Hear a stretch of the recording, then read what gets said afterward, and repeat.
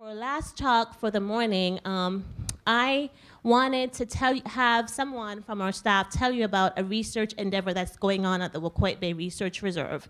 And why I thought this was an important element to bring into today's conversation is because it focuses on one ecosystem type that we heard about this morning that will be very, very threatened, and that's the salt marsh environment.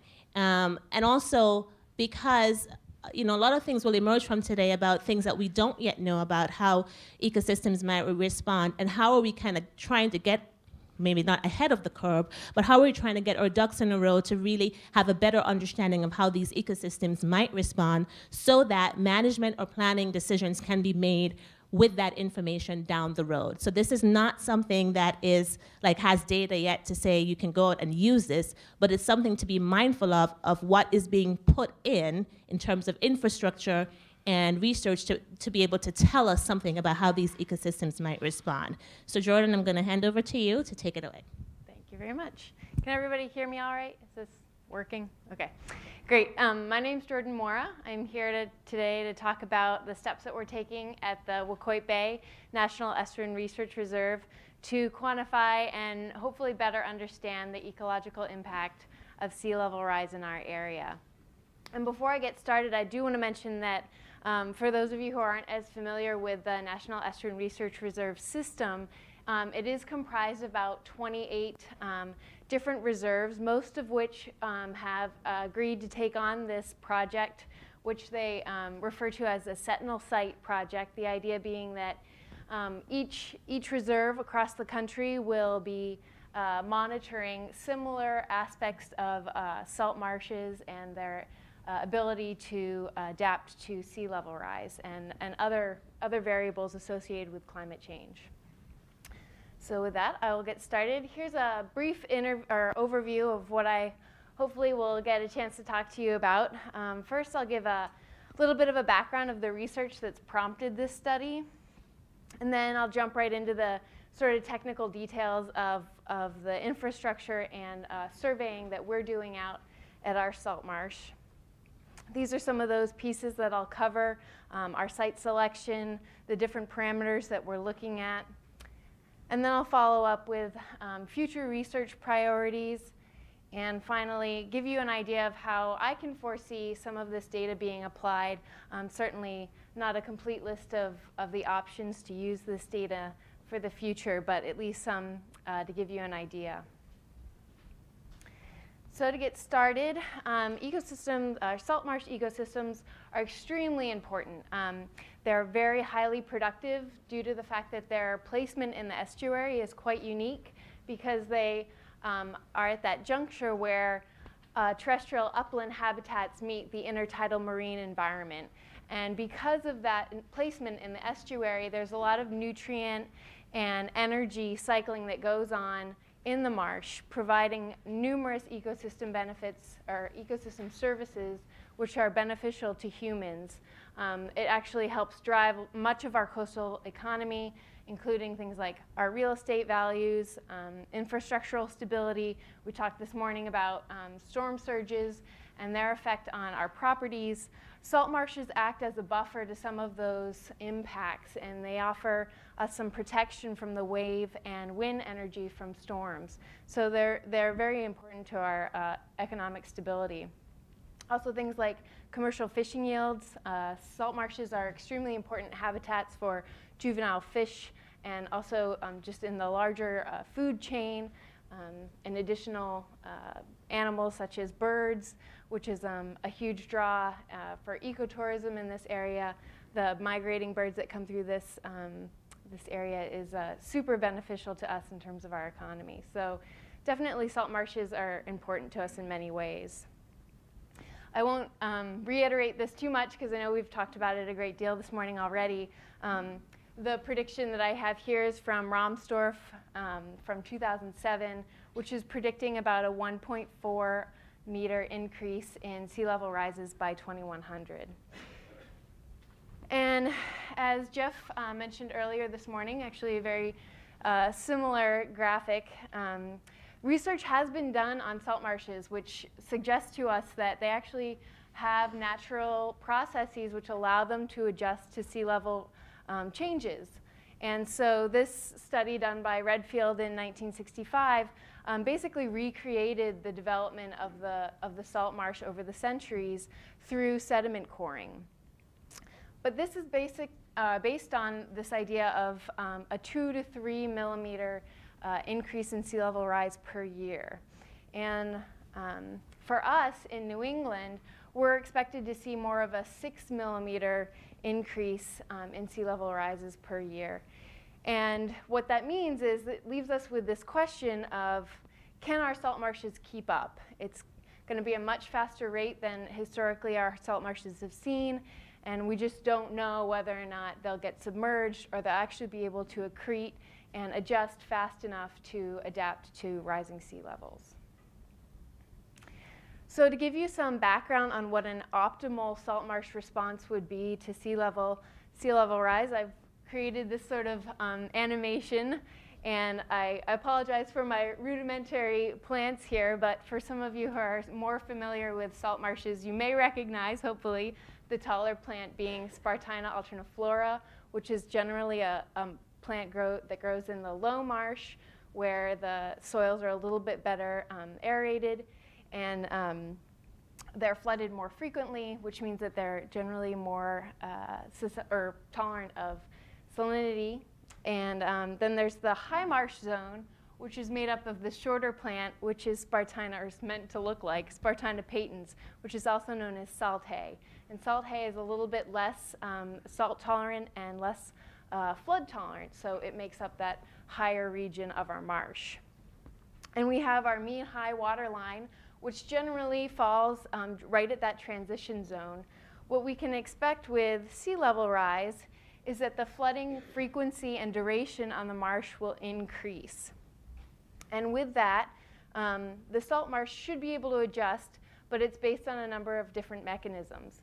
One of them being landward migration, or this idea that plants will actually start shifting and migrating towards the inland over time. And this is an extremely important piece to keeping as much of our wetland area as possible. And it's very much dependent on the surrounding upland slope. So if you have a very low-lying slope, such as this green dotted line here, then there's more potential for landward migration. If you have a very steep slope, that'll inhibit the potential for any landward migration. The other piece of the puzzle is accretion, or this idea that inorganic and organic sediments will accumulate on the marsh and actually increase the marsh surface with time. And that's based on a number of different factors.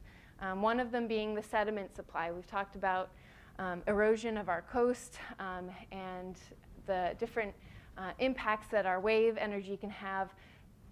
One of the pieces of that is the tides actually pick up and move sediments. And so the incoming tide has a number of, or a diverse density of incoming sediments that actually get deposited on the marsh as the tide comes in and out. They get trapped in the plants, acts as sort of a net for the sediment, and then they deposit on the marsh as the tide recedes.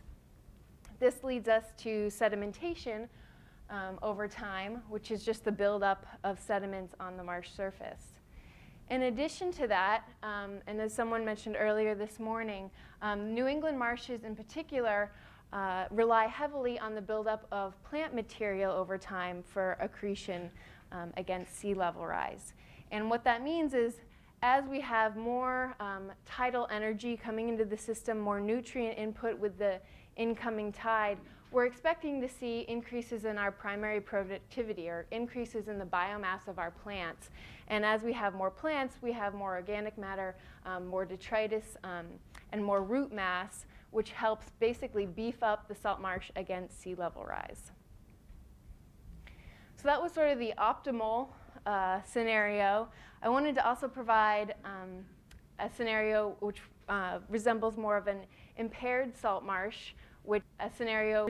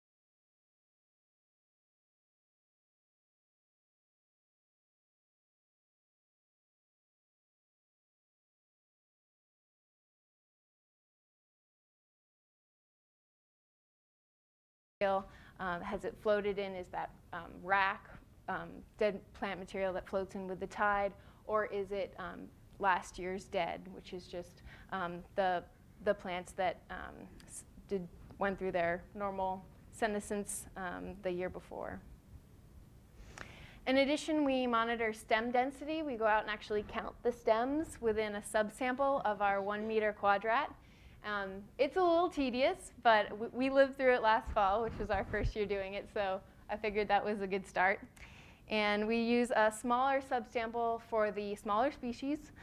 Species like Spartina patens, like I mentioned earlier, the saltae, Distichylus spicata, and Juncus gerardii are very narrow-stemmed plants, and so we use a smaller subsample for those. And then a larger one for species like Spartina alterniflora, Scirpus americanus, which is a more freshwater or brackish reed. And then Phragmites australis, which some of you might be familiar with as an aggressive non-native species that's quite a management problem in our coastal areas. So keeping track of its density and its change over time within our plots is certainly going to be of importance. And lastly, we just look at stem height for a couple select species, basically the species that vary quite a bit in their height. And knowing that can give us some idea of the amount of stress that the plants are under. If we were to see Spartina alterniflora get shorter and shorter over the years at our low marsh areas, that might be an indication that it's undergoing a lot more salinity or flooding stress. And then I threw up some of our preliminary results just to give you an idea of some of the data that we're going to see and hopefully we'll be able to track over time. Here on the x-axis we have the plot number, and number 1 is closest to the inundation source, and as you get higher in the plot number, that indicates closer and closer to the upland border. And then on our y-axis we have percent cover of species. And I just wanted to point out a couple interesting things.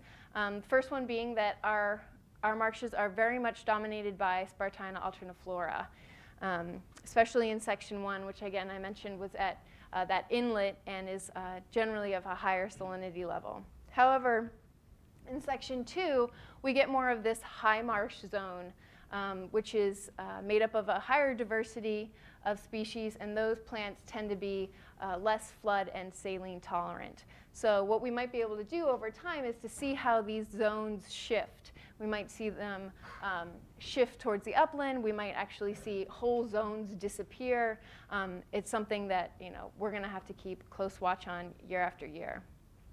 And then finally, I just want to point out in section 3 that it's our freshest site. It has more evenly distributed diversity across all of the plots.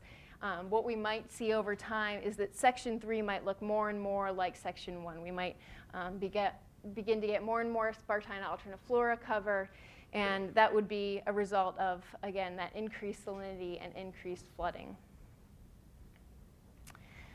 In addition, we installed groundwater wells right beside each of our vegetation plots, and we drove those to a 50-centimeter depth.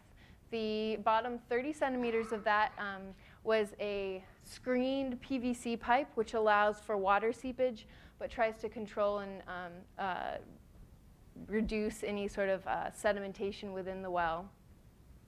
And some of the variables that we looked at this past fall and probably will continue to look at into the future are salinity of the groundwater, temperature, and the water table depth. Again, this is just an example of the data that we get from the groundwater monitoring. We have a salinity gradient from the seaward edge to the landward upland edge of the marsh. And then we also have these graphs which indicate the general trends of the water table.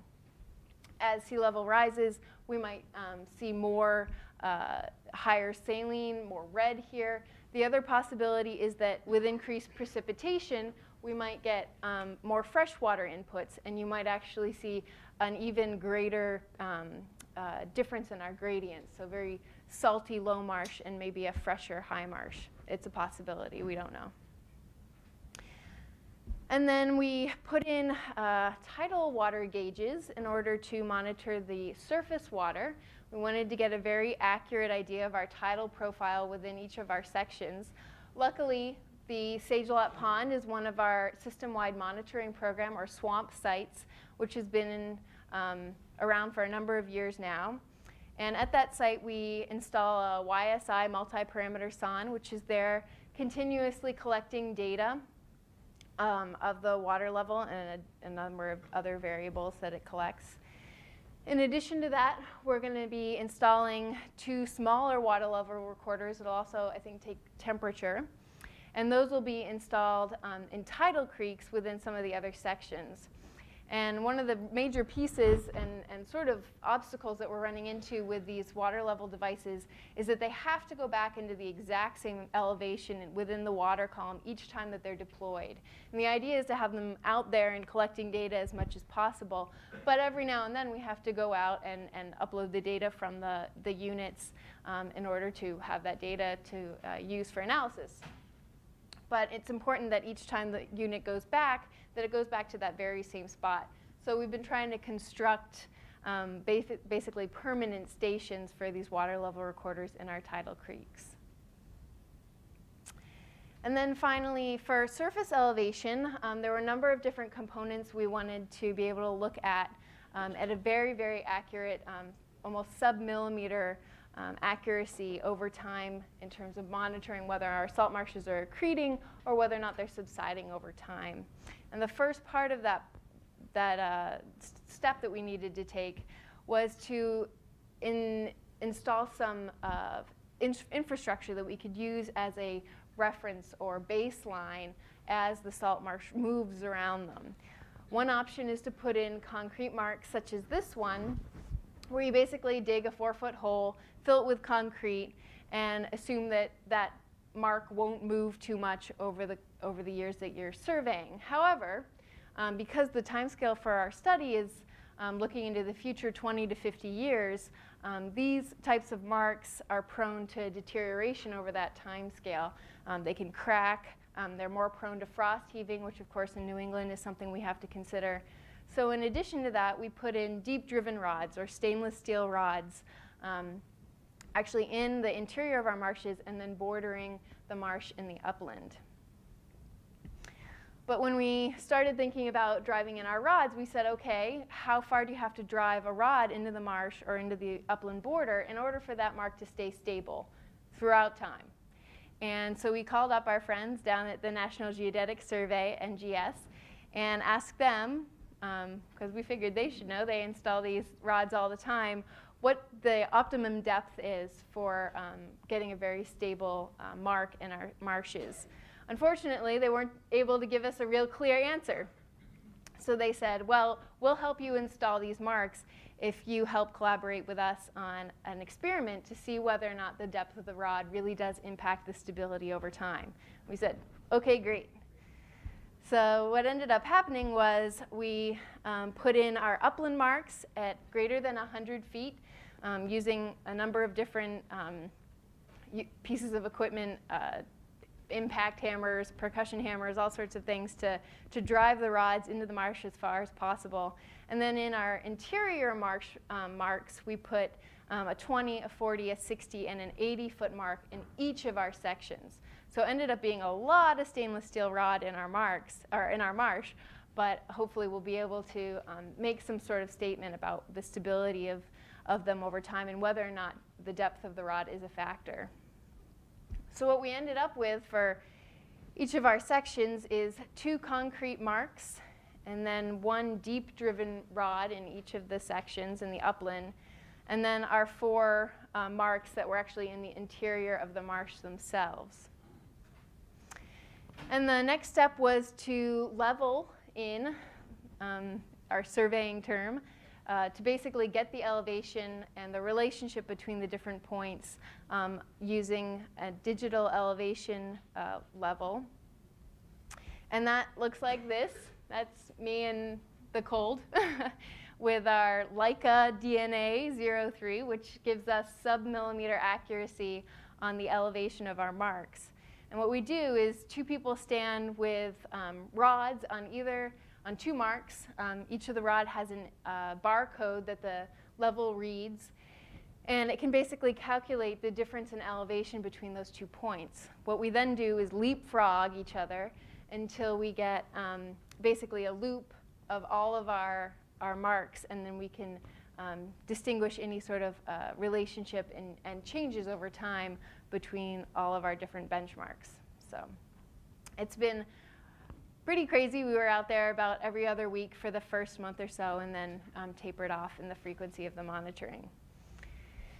And then hopefully the idea is that the marks that are in the interior of the marsh we will use as surface elevation tables, which is to say a surface elevation table, or SET, is an apparatus which actually attaches to the marks that we've inserted, and this arm sticks out over the marsh surface, and you drop the pins down into the marsh, onto the marsh surface. And then if you go back and do that every month or every year, you can come up with changes in your accretion or subsidence rates and say something about how quickly these marshes are reacting to changes in sea level. So for our future research priorities, one of the things we want to do this spring is create what's called a digital elevation model, or a DEM. And this has already been done in New Hampshire at the Great Bay NERR. This is just an idea of the results that they got. But it basically gives you a very high resolution of the contour or topography of your marsh. And we do that by using very accurate GPS receiver and real-time kinematic, or RTK, units to differentially calculate the differences in elevation along a very tight-knit grid of the marsh. We're also going to do some additional habitat mapping of our dominant plant communities this fall using GIS. This project was undertaken in 2004, and the hope is that we might be able to actually see changes in our plant communities and that zonation between the last however many years. And then finally, we're hoping to connect all of our elevation points and our tidal profile into what's called the North American Vertical Datum, or NAVD, the most recent version of which is from 1988, so that we can basically connect and link into a very large national data set of elevation. So just to finish up here, I wanted to give you an idea of how this data might be used. Like Tana Marie mentioned, this is our first year working and surveying, collecting all of this data. So while we have some preliminary results, we don't have any actual findings or predictions for the future right now. However, I do see this data being extremely useful for scientific research communities. We've talked a lot about modeling systems this morning. This sort of data-rich study can provide very accurate ecosystem-based modeling and give us a tool to use to be able to project into the future how salt marshes might change over time and how that might affect some of our bordering properties, which brings me to the next point of coastal and regional planning. Using this data and this modeling, we might be able to say something about the new flood zones that are likely to occur and any new town zoning ordinances. The other piece that I find really at least hopeful about what might come out of this project is this idea of restoring the marsh so that it's much better equipped to deal with sea level rise. Things like our tidal barriers, if we were to remove them, we could probably reestablish that sediment supply and give the salt marsh its best chance in accreting over time with sea levels. The other piece is to remove some of our seawalls and allow for any potential landward migration. The other piece would be to actually preserve or protect low-lying areas that are not developed now so that we can hopefully allow for that potential in the future for the marsh to expand landward. And thus, you might be able to restore all of those natural adjustment mechanisms that are so crucial to the salt marsh. And then that way we might be able to protect so many of the ecosystem services that are so important to us. And with that, I'd like to give credit where credit is due. This is all of the citations from my presentation. Anybody who wants more information on any of these sources, feel free to come up and talk to me later. And with that, I'd like to open it up for some questions. Thank you very much.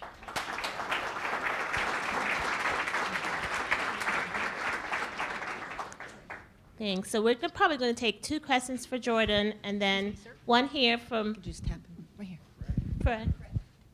Fred Stepanis. Oh, thank you. Have you speculated as to what role Phragmites might play in marsh migration and formation, and how that might influence what our current thinking about management practices of Phragmites are? Definitely.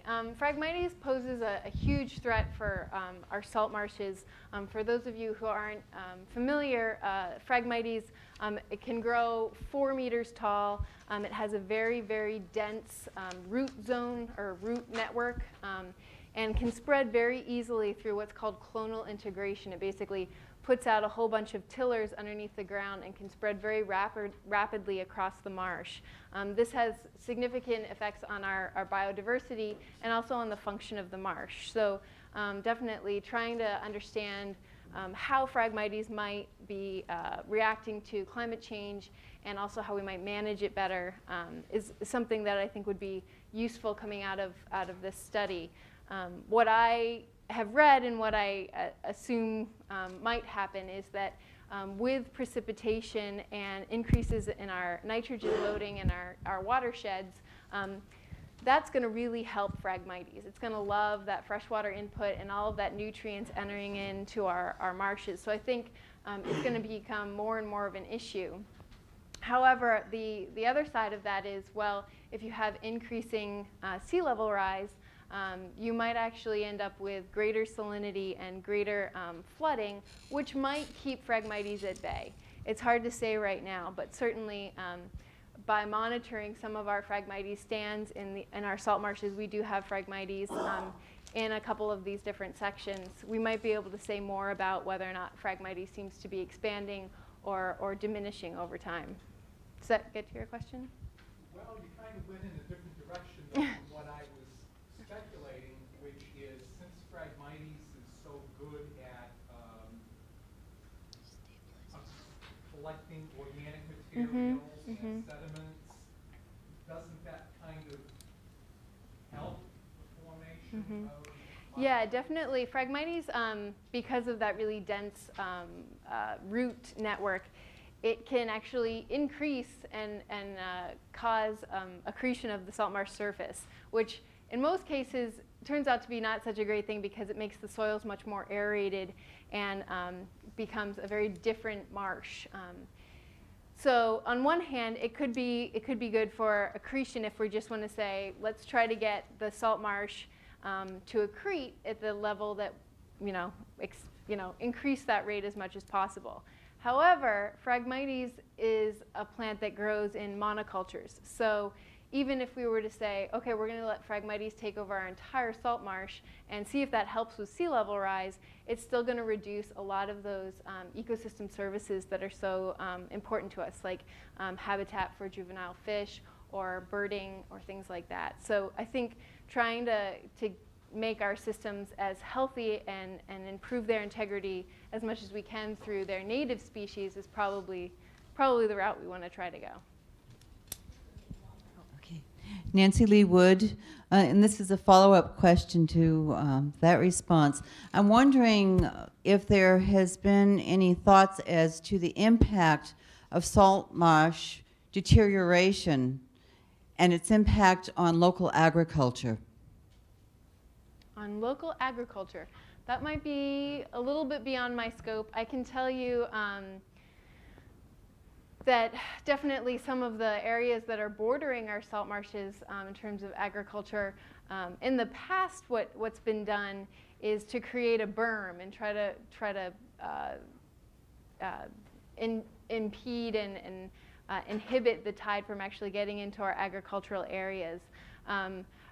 I guess from my biased perspective, I would like to see some of that agricultural land actually undergo some changes back to its original habitat into a salt marsh and allow some of that tidal influence to restore some of that salt marsh habitat. I know that's, that's a little bit jaded of me, but I think if we were to try to protect some of our agricultural land, trying to put up some barriers and try to keep out that tidal flooding is probably going to be the only route that'll probably have an effect. All right, I think because we're a little bit over time, I just want to thank Jordan for her talk. I recognize that there are other questions.